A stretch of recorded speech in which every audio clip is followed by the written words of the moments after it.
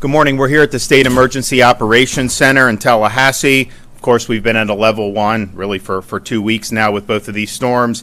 I'm joined by Kevin Guthrie, Jared Perdue, Dave Kerner, General John Haas. Hurricane Milton is expected to make landfall on the west coast of Florida sometime between Wednesday evening and early Thursday morning. The storm has moved a little bit slower than initially projected. But remember, do not get wedded to the cone. Do not get wedded to where the projected landfall is. I think the 5 a.m. advisory from the National Hurricane Center had it somewhere in the Bradenton Beach area in Manatee County. You could have a wobble either way. And I think one of the things that's been good is a lot of those folks down in Southwest Florida, like in Lee County and Charlotte, they're used to seeing the wobble end up going south. And so you've had a lot of people that have evacuated from some of those barrier islands. So just know it's possible that it could hit north of Tampa Bay, it could hit Tampa Bay, it could hit south of Tampa Bay somewhere in Southwest Florida. But wherever it makes landfall, there's going to be impacts far beyond what the cone actually shows. Now, we have made, as I mentioned yesterday, pre-landfall declaration requests from FEMA. Federal government has approved a portion of our request. There are going to be landfall requests for major disaster declaration and individual assistance, and we anticipate those being approved as well. We have 51 counties currently under a state of emergency. As of the 5 a.m. advisory, Hurricane Milton is still a major hurricane. It is no longer a Category 5, but it potentially could strengthen back to that as it makes its approach to the state of Florida. Maximum sustained winds are in excess of 150 miles an hour. Now, their forecasts do call for it to weaken before it gets to landfall, and maybe that's true. Let's hope it's true. Maybe it's not, but even if it does weaken, you're still looking at a major hurricane. It is going to have really, really significant impacts. Right now, it's located about 560 miles southwest of Tampa. Storm surge warning has been issued for the Florida Gulf Coast from mainland Monroe County northward to the Dixie-Levy County line, with storm surge watches in effect for Nassau County to Brevard Indian River County line, including the St. Johns River. 10 to 15 feet peak storm surge is forecast for the Pasco-Pinellas County line, all the way down into the area where you have Manatee and Sarasota. 5 to 10 peak storm surge is forecast from Yankeetown southward, and then from Englewood southward to Bonita Beach, including Charlotte Harbor. So that almost entire west coast of the Florida Peninsula has the potential to have really, really significant storm surge. And when you're talking about 10 to 15 feet, that's obviously major, but we saw what even 4 feet did with Hurricane Helene in some of these communities. And so this is something that's really, really significant. There's hurricane warning in effect for Levy, Marion, Citrus, Sumter, Lake, Seminole, Hernando, Orange, Pasco, Pinellas, Hillsborough, Polk, Osceola, Manatee, Hardy, Highlands, Sarasota, DeSoto, Charlotte, and Lee counties. And then tropical storm warning in coastal Franklin, coastal Wakulla, coastal Jefferson, Taylor, Sewanee, Lafayette, Dixie, Gilchrist, Western Columbia, Western Alachua, Okeechobee, Glades, Hendry, Collier, Monroe, including the Florida Keys and the Dry Tortugas. We have a hurricane watch for Nassau, Duval, Clay, St. John's, Putnam, Flagler, Volusia, Brevard, Indian River, Okeechobee, Glades, Hendry, Collier, Dry Tortugas, and then a tropical storm watch Inland, Jefferson, Madison, Hamilton, Eastern Columbia, Baker, Union, Bradford, Eastern Alachua, St. Lucie, Martin, Palm Beach, Broward, and Miami-Dade. So basically, the entire peninsula portion of Florida is under some type of either a watch or a warning. The Florida Division of Emergency Management is actively addressing storm-related resource requests. We are currently fulfilling close to 1,000 missions to support our local communities. That includes everything from tiger dams and generators to staff support, as well as food and water and tarps. We've also deployed more than 11,000 feet of flood protection systems, and we're prioritizing critical infrastructure like hospitals, wastewater treatment facilities, and electrical infrastructure. We've also done things like generators to support special needs sheltering operations. Of course, Starlink Internet. All counties have access to Starlink Internet devices and can use those as they see fit. More than 350 ambulances and more than 30 paratransits are in operation. We also have another 144 in staging that can be used if the need arises. The state of Florida is amassing fuel reserves ahead of Milton and staging it to be utilized as needed.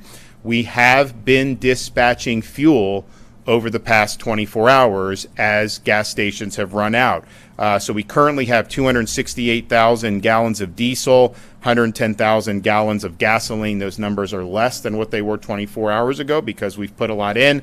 But we have an additional 1.2 million gallons of both diesel and gasoline that is currently en route to the state of Florida. Now, there is no fuel shortage. Fuel continues to arrive in the state of Florida by port and what we're doing to bring it in on the ground. But lines at gas stations have been long. Gas stations are running out quicker than they otherwise would. And so that is causing the state of Florida to help assist with the mission to be able to get fuel to the gas stations so that Floridians have access. So last night, 27 fuel trucks were escorted by the Florida Highway Patrol to deliver fuel to stations in the anticipated impact area. We're also working with fuel companies such as Racetrack, Wawa, Shell, and Walmart to ensure fuel trucks are working 24/7 to keep fuel delivered as it comes into our ports. Now, Port of Tampa, for example, our Gulf Coast ports are not going to be receiving ships at this point per the Coast Guard. They do have a lot of fuel that's on hand, and the dockside operations will be continuing. We are assuming, doesn't mean it's going to happen, but we are assuming that there's going to be significant damage to the Port of Tampa, so we're operating as if there's going to be a significant interruption in their ability to receive fuel, and Kevin and his team are actively working to get around that so that we have the ability to continue bringing fuel into the state subsequent to the impacts from the storm. You know, as we've been noting, we have taken on this debris mission to supplement the local governments in areas like Pinellas and Manatee, which saw a lot of debris left over for Hurricane Helene. Local officials, private contractors, continue the debris removal mission. Our folks are going to continue to work 24/7. Our executive order requires the landfills to be open 24/7. And in fact, we've had to even pry a couple of them open to make sure that not just the state trucks and the private vendors, but also private citizens are able to drop off debris. We want to get as much of the debris picked up as is possible. And as I noted, when we saw that there was a storm forming, we understood that there was a lot of debris on the ground. Some of the contractors work at different paces. This was not something that they were necessarily doing very quickly. So we took all state assets that were available throughout the state, took them off their normal missions, and surged them into these affected areas. We've now deployed over 300 dump trucks, and they are continuing to work 24/7. So we have had, just with Florida Department of Transportation, in the last 48 hours, they've removed 1,200 truckloads of debris from those hard-hit areas. That's almost 22,000 cubic yards. That is the equivalent, moving in 48 hours with our state asset, than what any single private contractor has been able to do in the entire time since Hurricane Helene. So we appreciate what they're doing. They've been working around the clock, and we want to continue that all day today. It's going to continue and into tomorrow until it's no longer safe to do so.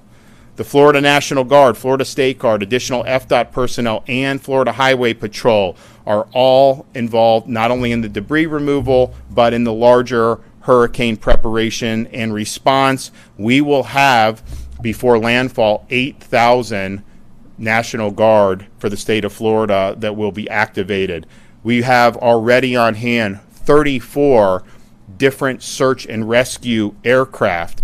We've never had this many resources prior to a storm. We have had what's called EMAC requests that get sent out to other states, and we've had a tremendous response from other states. Just like we responded to North Carolina when they needed, states have come to Florida's aid. And so I just want to thank the states that have stepped up and helped us, whether it's a Chinook helicopter, whether it's some search and rescue personnel, you name it. We've had a number of states that have stepped up to help us. Linemen and power restoration resources are being marshaled in advance of the storm, as is our standard practice.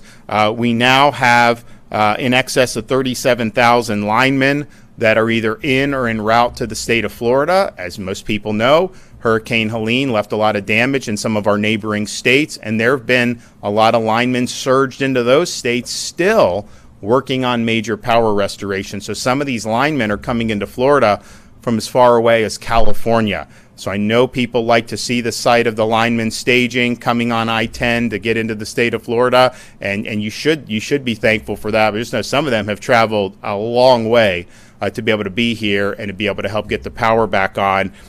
We are hoping that number ends up in excess of 40,000. So that'd be significantly more than what we had staged for Helene, which was a very rapid restoration. Of course, this storm could present much different challenges. I would like to say that the electrical co-ops, they have staged 4,200 linemen, and their goal is to have 7,500 just themselves between these co-ops by landfall. And to put that in perspective, I think 5 years ago, I don't think the co-ops had anybody that would come in for mutual aid. So they've really stepped up and done a good job. And obviously, FP&L's got a lot of people. Duke, I know TCO has some. I think they're probably going to do some more as well. But everybody is coming together to do what they can to be ready for this potentially very complicated power restoration mission subsequent to the landing of Hurricane Milton. The state of Florida has also assisted in the evacuation of 202 healthcare facilities that are in the potential path of the storm. And I want to thank everybody that's been involved in that very difficult set of circumstances when you're talking about evacuating people out of healthcare facilities. So as we prepare for Hurricane Milton, we are also mindful that we have a lot of Floridians that are still reeling from Hurricane Helene. That's why we launched the Florida Disaster Fund, so that Floridians and others could make donations so that that money can go to help with relief efforts for Helene. This is a private fund. The donations are tax deductible. We are opening it also for Hurricane Milton. After Hurricane Ian, for example, the Florida Disaster Fund raised and distributed over $63 million to help Floridians. This thing helped rebuild homes, it helped providing food and supplies, it helped to aid small businesses, it helped to supplement incomes for teachers and first responders who were having to go perform their duties while they were still suffering from the impacts of the storm. And I've directed Volunteer Florida to keep the fund activated. We want to continue to do what we can. So far, almost $4 million has been raised for the victims of Hurricane Helene. Thanks for everybody who's done it. We've had tremendous donations from Lennar, Wells Fargo, Walmart, and Publix, but we're accepting donations in any amount that you can do. So please, if you want to do that, you can go to floridadisasterfund.org, floridadisasterfund.org. You can also text disaster to 20222 if you want to donate via text message. So we are closing in on less than 48 hours away from the projected landfall of major Hurricane Milton. Now's the time to execute your plan. You do have time to get to a shelter. You have time to evacuate further than that if that's what you want, but that time is running out. As we get into Wednesday, there's no guarantee what the weather's going to be like starting Wednesday morning. You may have a window where it may be safe, but you may not. So use today as your day to finalize and execute the plan that is going to protect you and your family. Know your evacuation zone. I think, unfortunately, a lot of people are now quite familiar with their evacuation zone given what we've gone through in recent weeks. But if you have questions about that, you can visit floridadisaster.org/know to determine if you live in an evacuation zone. And again, a lot of the places on the west coast of Florida that did receive significant storm surge for Hurricane Helene is projected to have even more storm surge from Hurricane Milton. Evacuations were in effect starting yesterday, and those are ongoing. Mandatory evacuations have been issued for portions of the following: Charlotte, Citrus, Collier, Hernando, Hillsborough, Lee, Manatee, Pasco, Pinellas, Sarasota, and Volusia counties. Of course, we suspended the tolls along the evacuation routes, and the Florida Department of Transportation has opened roadway shoulders as necessary to facilitate evacuations and ease congestion on both I-4 and I-75. Yesterday saw a lot of people on the road. Particularly, those are roads that on rush hour are very crowded anyways. It was about 150% more than what we would typically have on roads like I-75. That moves slow. The average was about 20 miles an hour. That resolved at about 1 a.m. Traffic resumed to normal flow, but we're already seeing traffic get heavier today, so just be prepared for that. FDOT is using all the resources to be able to create as much flow as possible, but there's an inordinate number of people that are on the road, knowing that it's going to be probably for most of today slower than normal. Just keep in mind, you do not have to get on the interstate and go far away. The shelters are open in all of these counties now. You can evacuate tens of miles. You do not have to evacuate hundreds of miles. Of course, it's your choice what you want to do, but there are options. And I know there's a lot of folks, particularly a lot of elderly, they may not want to get on the road on these interstates in normal circumstances, but certainly in circumstances where they're really going to be jammed, you do have options. And that is not something, when you hear evacuate, don't think you've got to get on the interstate and outrun the storm. You can find safe places on higher ground, hunker down, and then be able to go back to your home when the storm passes. We also have emergency accommodation modules that are activated through Visit Florida, both Expedia and Priceline. If you want to access these modules, you can go to visitflorida.com/Priceline and then expedia.com/Florida. We've also worked with the Florida Restaurant and Lodging Association, and they are working with members to continue to offer reduced prices for hotel rooms on a distress rate for Floridians who are fleeing the storm, as well as waiving or reducing applicable pet fees. We have properties, the Rosen properties, Red Roof Inns, A-Lofts, La Quintas, Motel 6, Best Western, Holiday Inns.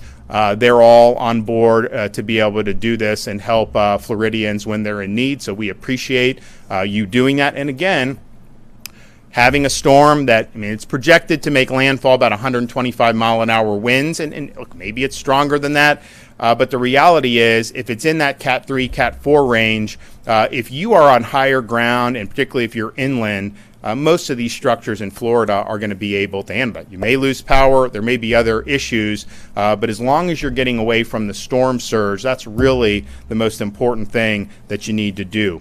Florida's also partnered with Uber for Hurricane Milton evacuation, so you can get free rides to and from shelters in counties with active evacuation orders. They did this with Hurricane Helene. They're now doing it with Hurricane Milton. And so if you want a free ride to a shelter, you use the promo code Milton Relief, one word, Milton Relief. So thanks for Uber for stepping up and helping Floridians when they're in need.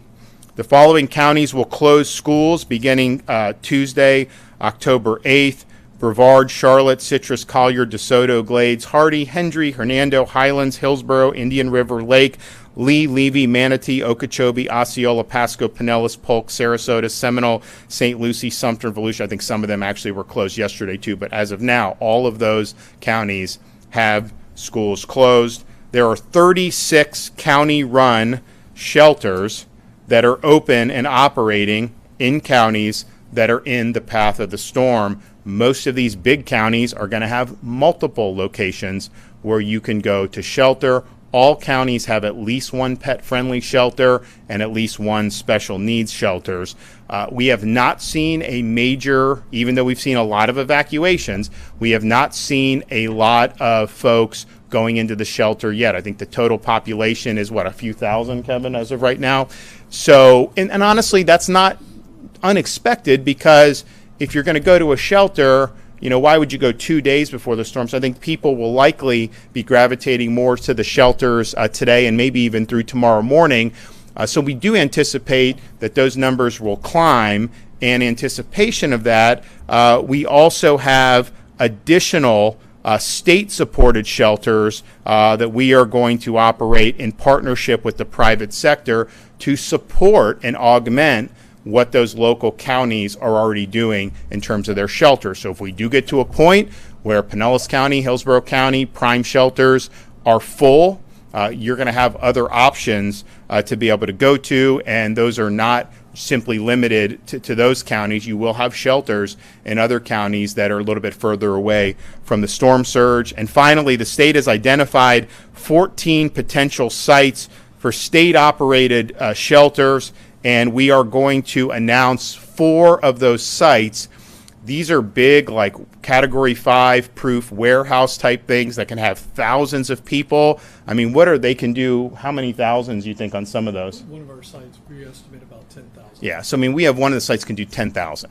Others will do multiple thousands. But these are designed to be a shelter of last resort. And so they are going to be adjacent to some of the evacuation routes. We're going to have some in Polk County, close to I-4, and then we're going to have some in Hillsborough and Pasco County, not too far from I-75 north. And so those will be announced. We're going to start with 4. If there is a demand to do more, we will do more, but it could be a situation where if you're trying, tonight, you're on the road, traffic's bad, you say, hey, there's a shelter here in Lakeland I can go to and be able to ride out the storm and then go back. That is an absolutely safe option to do, and we encourage, if that is necessary, for folks to be able to do it. Now, you can find your county's emergency management page, which will have this type of information and others at for sheltering, floridadisaster.org/shelters to have the list of shelter locations. And then for general, including sheltering, as well as other orders, floridadisaster.org/counties. So please keep an eye on alerts and advice from your local officials as the storm approaches.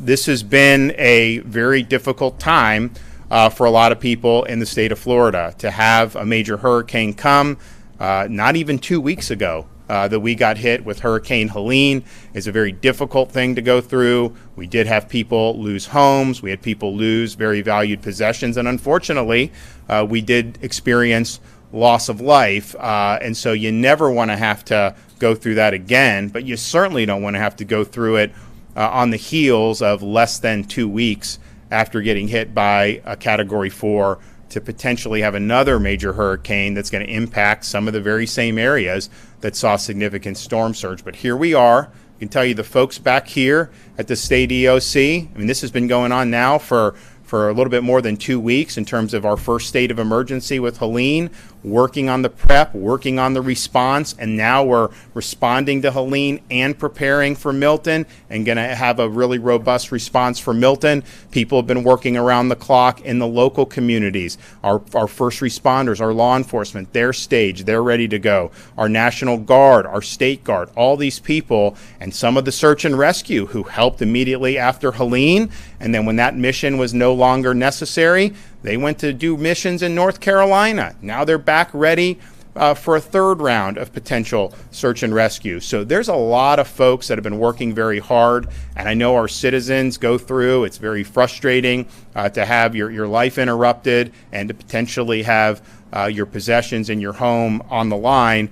We can't control how strong or weak this storm will be when it hits the state of Florida. We can't control the path of the storm. The only thing that we can control is the decisions that are made on an individual level to be able to protect yourself or your family.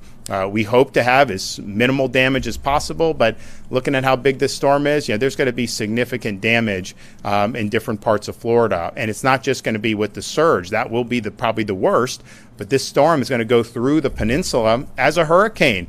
And you're going to have hurricane force winds on the east coast of Florida. So make the decisions now and execute your plan to be able to protect yourself and your family.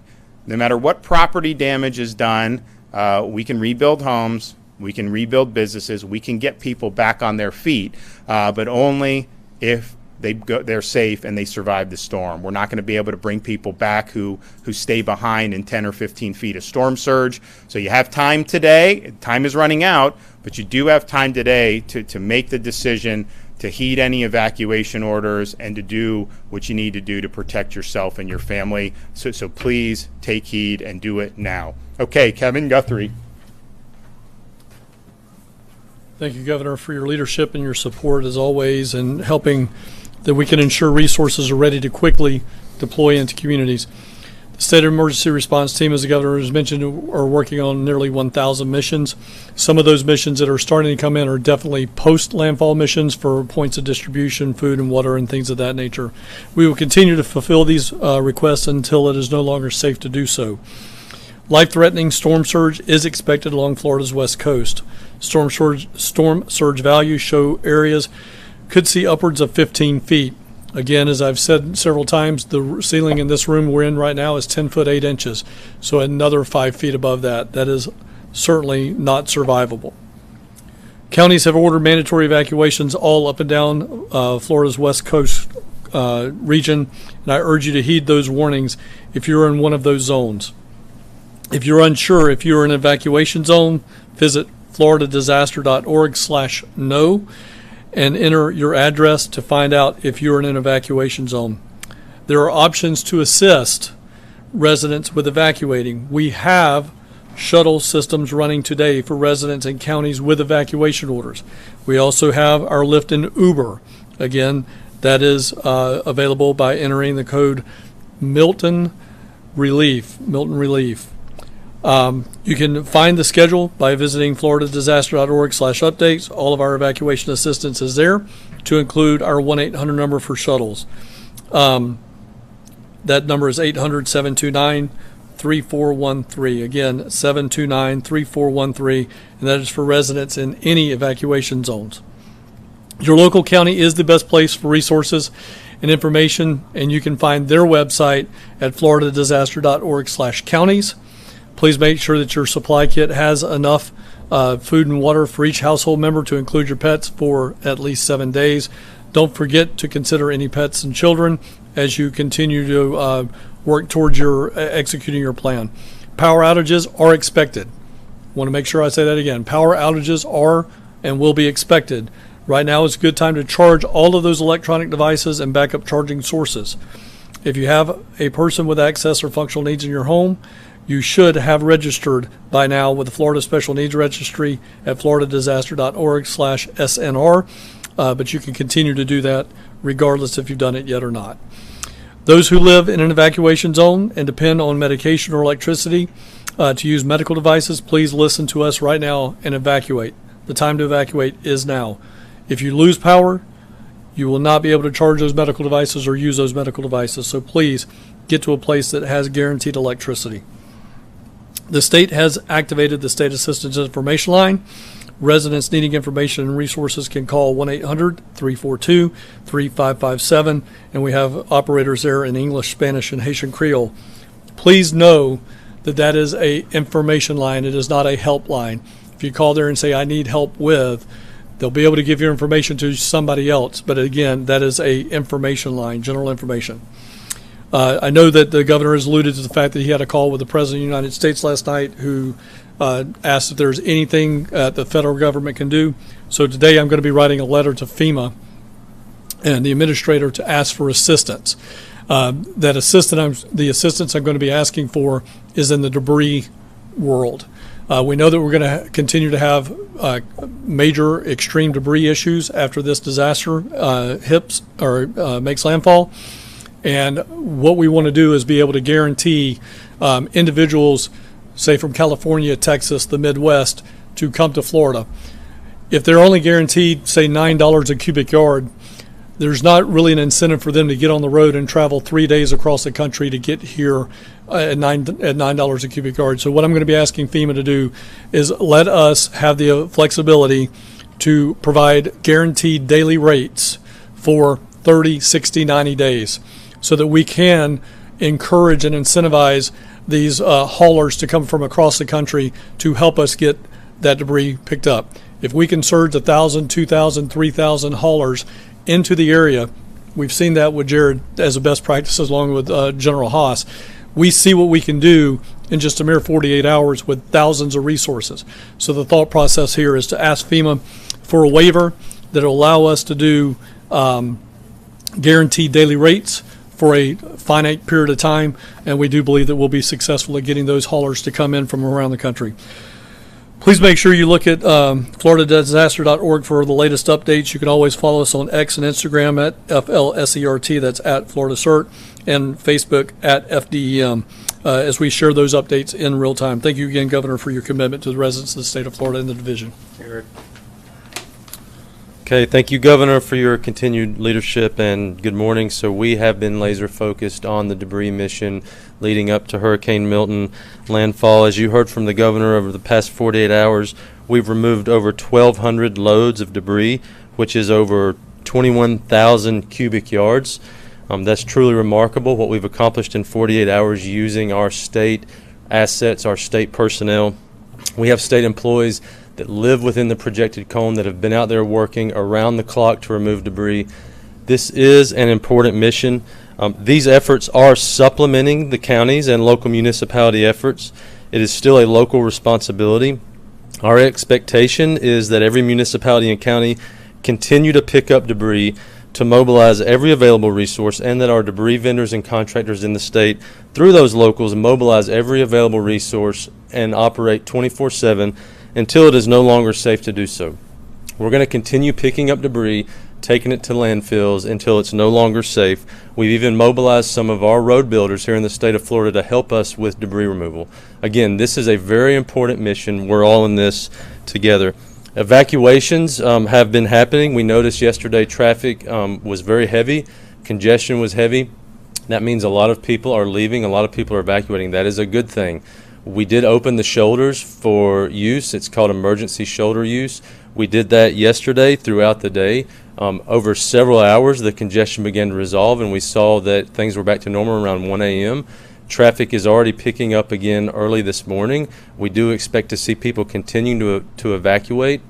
We're going to keep those shoulders open. The Florida Highway Patrol and our Road Ranger Service Patrol are circulating those corridors frequently. We've already helped a lot of stranded motorists. We provide fuel, water. We remove disabled vehicles from the travelway and keep the evacuations flowing. Please remember, as you evacuate, traffic will be heavy. Go to fl511.com. That's real-time information on traffic. You can view our cameras. You can plan your routes. There are a lot of alternative routes. You don't only have to use the interstate. fl511.com. Please do not wait till the last minute to leave. It can be very dangerous to drive in heavy rain with high winds. Unfortunately, every storm season we see traffic fatalities because people decide to leave at the very last minute. Know your zone, know if you need to evacuate, know the local orders, have a plan, implement that plan, and get on the road and get to safety.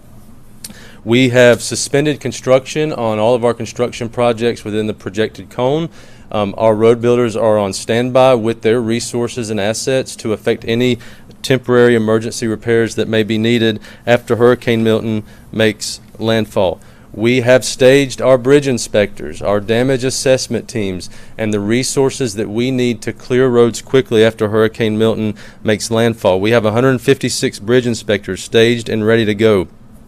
We're focusing in on coastal bridges, low-lying roads, and also bridges inland over rivers, creeks, and streams. There's been a lot of rain. There's going to be a lot more rain, and then there's going to be heavy winds. And so we're going to be focused on getting those bridges inspected and effecting any temporary repairs that may be needed. We have over 1,500 pieces of heavy equipment and over 300 team members staged throughout the state and ready to move in as soon as Hurricane Milton makes landfall and passes through the peninsula. The seaports on the west coast of Florida have closed this morning on the water side. Land side is continuing to operate. Fuel is continuing to move. Since Saturday, Port Tampa Bay has received 6 shipments of fuel, so the terminals are full, operating on the land side, and fuel is continuing to be distributed. Passenger rail lines are suspending or modifying service today, and also transit agencies will begin suspending normal service throughout the day today. To conclude, I want to remind you, fl511.com is the place to get real-time traffic information. Remember, always follow the direction of local law enforcement and emergency personnel. Thank you, Governor, for your leadership. Thank you, Governor. Good morning, fellow Floridians. My name is Dave Kerner. On behalf of the Florida Highway Patrol, it is an honor to serve this governor and the people of the great state of Florida. Just a quick update on the resources deployed on behalf of the Florida Highway Patrol. We have nearly all of our 2,000 state troopers and over 300 auxiliary state troopers are activated. They'll be working on Alpha Bravo shifts until the job is done.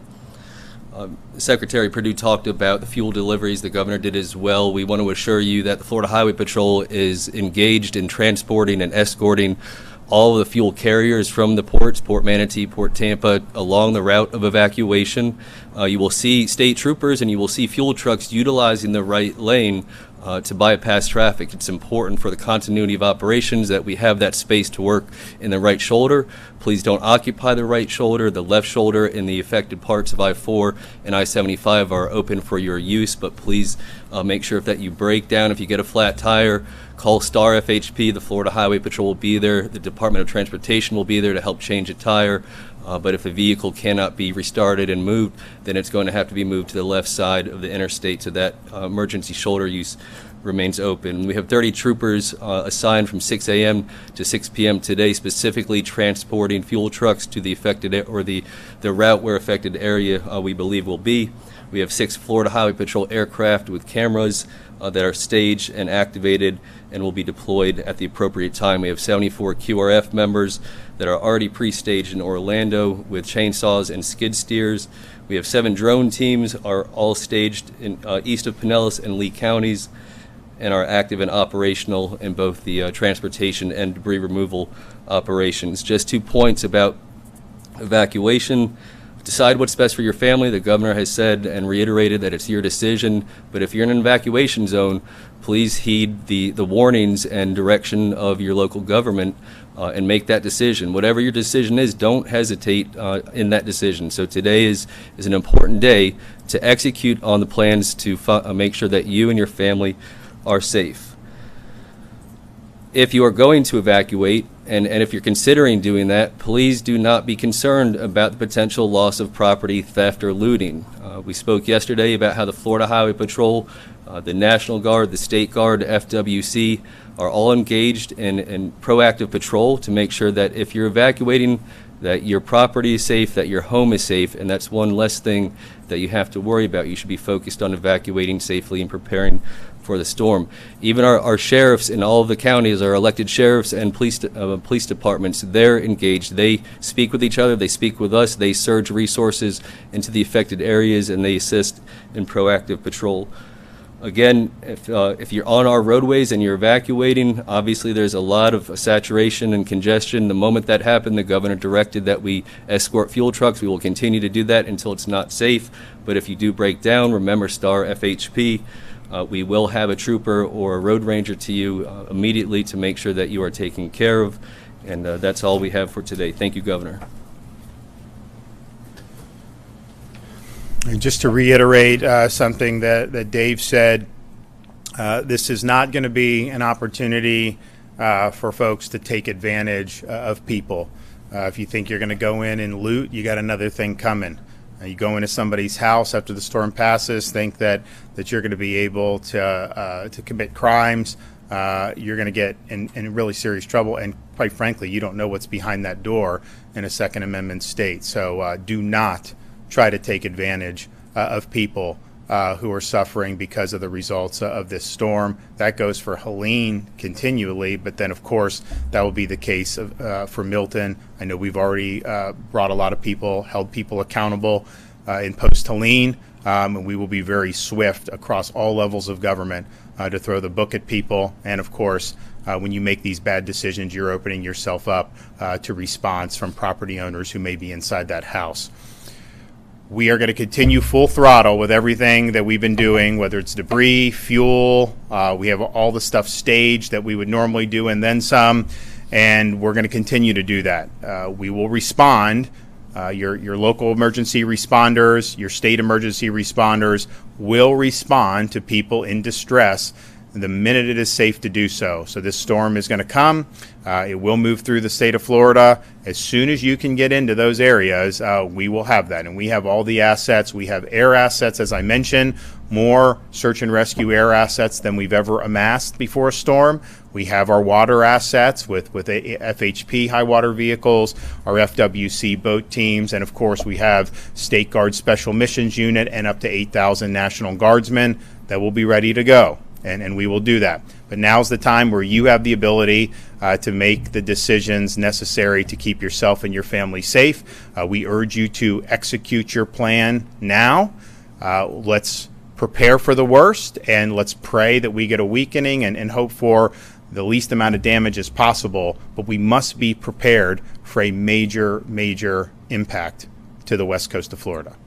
You finally had a chance to speak with the president. What did you guys talk about? I know Director Guthrie already kind of alluded to some of that. Well, what I said yesterday is everything that we've asked for, the administration has approved. There's not anything that we've asked for that they haven't.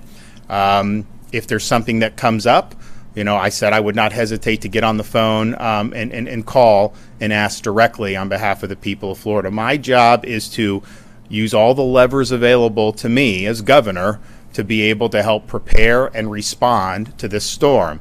And so when we do pre-landfall declaration, it's important that that's approved. It was. When we do the major disaster declaration, it's important that that's approved. It will be after speaking with the president. I'm confident of that.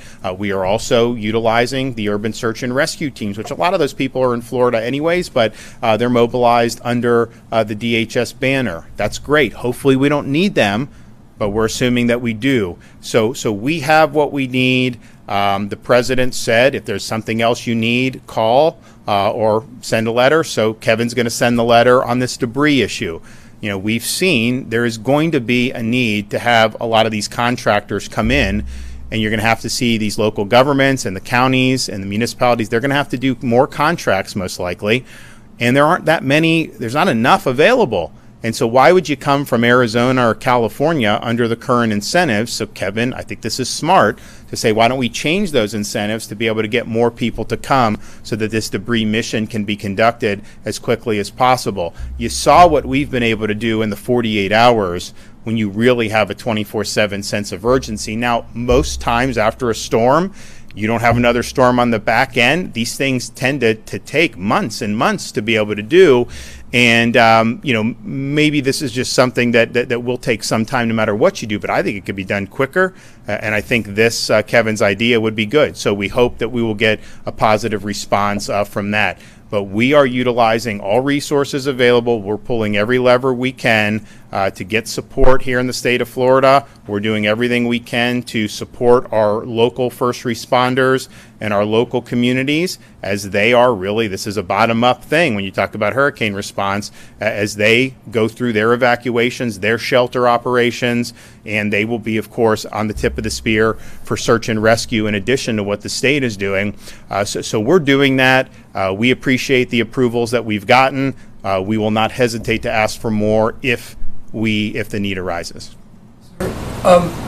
In terms of the evacuation, I don't know if you've been able to, or if you guys have been able to ascertain the exact estimated size, the number of people who will be getting out of the area of harm's way. It's a lot. I think that what you've seen is on the heels of Helene, a lot of people I think are like, well, you know what, I got 4 feet on Helene. Why would I want to stick around for 10 feet with this potentially? And so I think you see a lot of people who are doing that and just want to get out of Dodge. I also think a place like Southwest Florida, they have muscle memory from these storms. Remember, Charlie was supposed to hit Tampa Bay. Ian was supposed to hit Tampa Bay. And those curve. Now, I'm not saying this is going to curve far south. It's possible. Those are some models that say that. But I think they're looking at it and say, okay, we've seen this before. Even though they say it's going to go into Manatee right now, very possible, a little wobble, it ends up in Charlotte Harbor or it ends up in Lee County. And certainly, even if it hits north, the surge is going to be significant. So I think you're seeing a lot of people go across Alligator Alley. And you're seeing people leave from Southwest Florida going to Southeast Florida. So you do have a lot of folks. I think that this is one where people don't want to mess with it. Of course, it's a lot easier to make that decision, and I know it's not going to hit at 180 miles an hour. No one's saying that, but when it hits 180 miles an hour off the Yucatan Peninsula, hurricanes don't get that much stronger than that. I mean, there have been some that have, but that is a really, really serious storm. And so I think when people see that, they do. So I don't know the exact number of who's going to ultimately go. I will say it's a lot. I will say that the roads were, 150% more than what we would normally have. And so that's telling you that people are getting on the road. And again, just to reiterate, when you're told to evacuate, there's places close by that you can evacuate to. We do not expect people to have to drive hundreds of miles. Some people may want to do that because they have family or friends, or maybe they have a hotel someplace. Maybe they don't want to have power outages and stuff, and they're willing to drive more. That's fine. That's your choice. But do not feel like you have to get on an interstate and be in potential bumper-to-bumper traffic. I think Jared said yesterday the average was about 20 miles an hour on I-4 and I-75. I mean, those are roads that can have bad traffic generally, but I mean, that's slower than normal. As we got to 1 a.m., the flow returned to normal. But as we go through today, you're going to continue to see a lot of people on the roads. And so on one hand, that shows that people are taking it serious. But on the other, people just need to prepare for that. I mean, they're working really hard with the road rangers. They've opened the shoulders. There's a lot that's being done, and they'll continue to do it. They'll help with people that run out of gas. But when you have this entire peninsula on the West Coast that's under threat, the reality is like there's only so many places you can go in there. So just be prepared for that. Be prepared that you're not going to be able to go 75 miles an hour to get out of Dodge on the interstates right now. You probably could have done that in the wee hours of this morning, but as we get back to normal, it is going to be a little slower. That's just the reality. For the debris removal, do we know just how much is left in the expected impact areas? Because I know you guys are running around the clock to kind of estimate, but it's just a lot.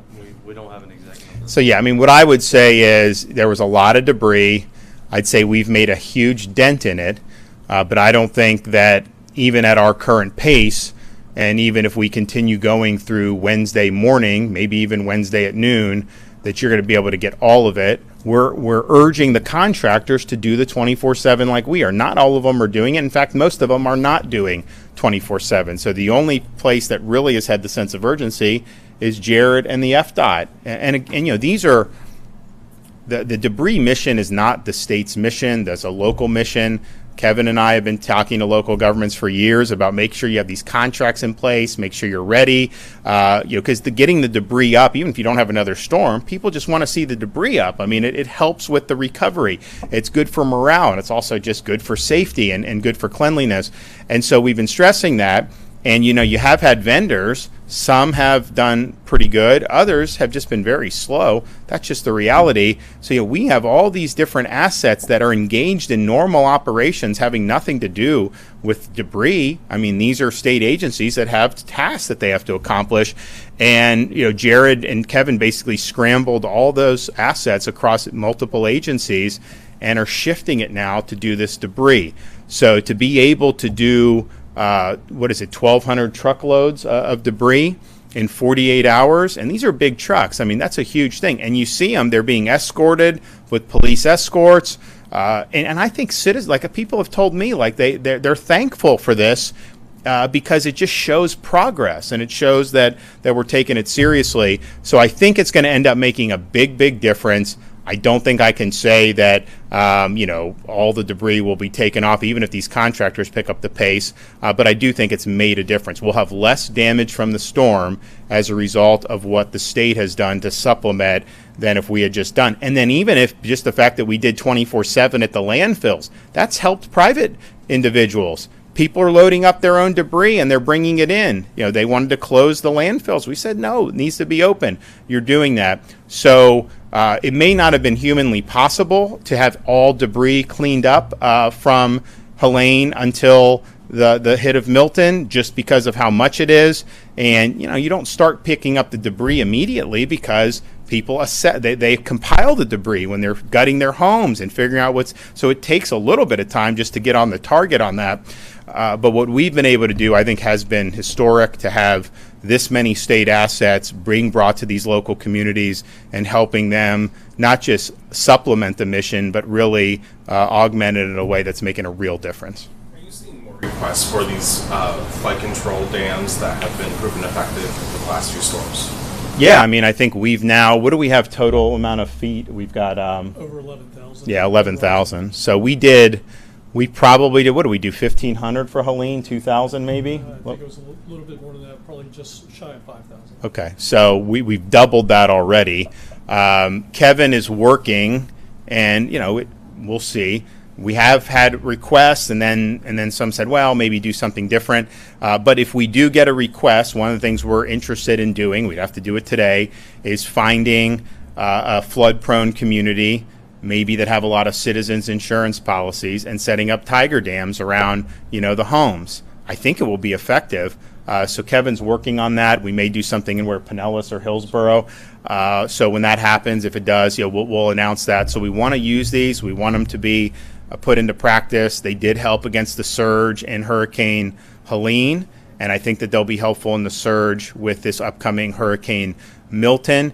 And then what it could do is potentially help. I mean, we should, if citizens insurance, I mean, if they're going to be exposed on some of these storms and they can potentially buy tiger dams for people who have that option, knowing you're going to have to pay out less as a result because you'll mitigate some of the damage, is that something that would be good? I think it probably would be. So we're going to actually support a lot of things to protect critical infrastructure, but then using it in the residential, however that is done with Kevin and his team, if that ends up being done, I think will be important because I think it can help people, but I also think it could be something that we could then utilize in a more significant way to protect against future storms. Is this something that you're encouraging local governments to also invest in so that they have it on hand and not relying on the state?